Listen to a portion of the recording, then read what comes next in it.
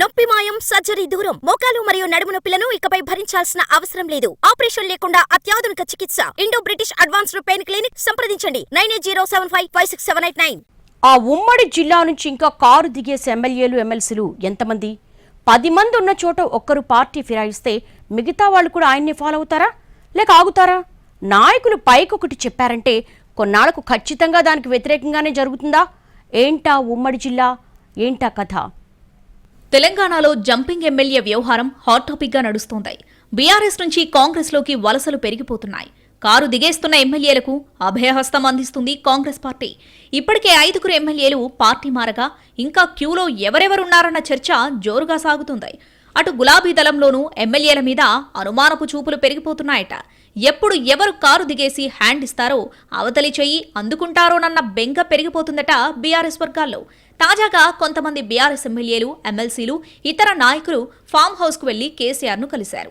తాము పార్టీ మారబోమని, చివరి వరకు మీతోనే ఉంటామని చెప్పి వచ్చారు. కానీ ఆ మాటల్ని ఎంతవరకు నమ్మవచ్చన్న ప్రశ్న వస్తుందట రాజకీయ వర్గాల్లో. ఎందుకంటే గతంలో ఇలాంటి మాటలే చెప్పారు కాళ యాదయ్య లాంటి నాయకులు.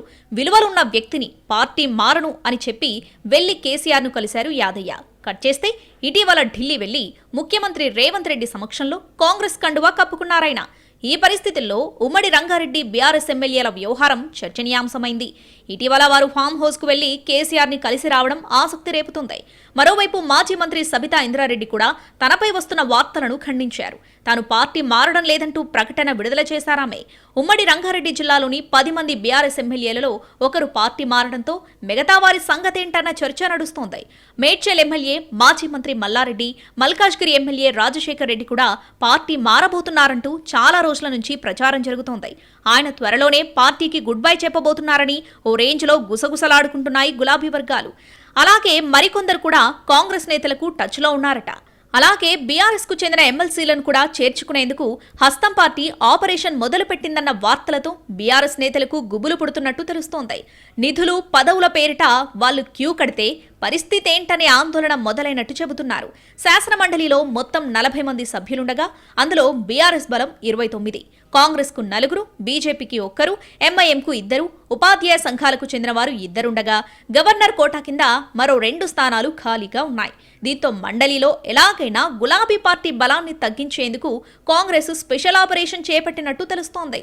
ఇప్పటికే కొందరితో సంప్రదింపులు జరుగుతున్నాయని, చేరేందుకు వాళ్లు సైతం సిద్ధంగానే ఉన్నట్టు సమాచారం. దీంతో అలర్ట్ అయిన గులాబీ అధిష్టానం ఎవరెవరు పార్టీ మారే అవకాశం ఉందంటూ ఆరా తీస్తుందిట.